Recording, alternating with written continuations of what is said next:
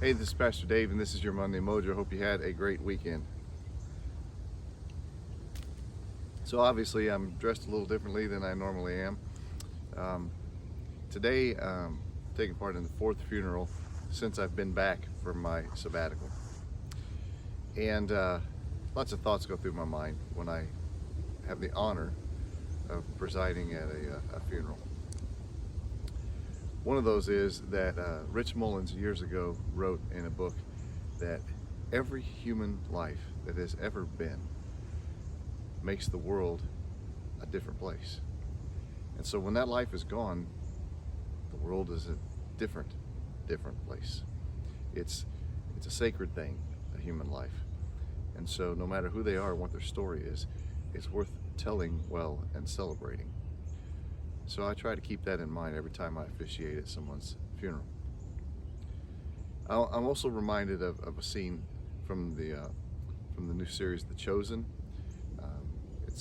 It's the episode called The Wedding, and the disciples, the newly called disciples, are walking with Jesus, and they're going to the wedding, and Peter is really wanting Jesus to reveal who he is and get this ball rolling. And he said, it's a perfect place. It's a wedding. A lot of important people will be there. It'll be a special day. And the character who plays Jesus looks at Peter and says, but it's not my special day. It's the bride and groom's special day. I've had conversations with people who, when they went to a funeral, the person who was leading the funeral turned it into an evangelism moment. Didn't focus on the life at hand as much as the life left behind. And that is what a funeral is for, but it's about celebrating that person's life. It's about reminding ourselves that the world is a different place now because that person is not in it. And so I have the honor of being there today.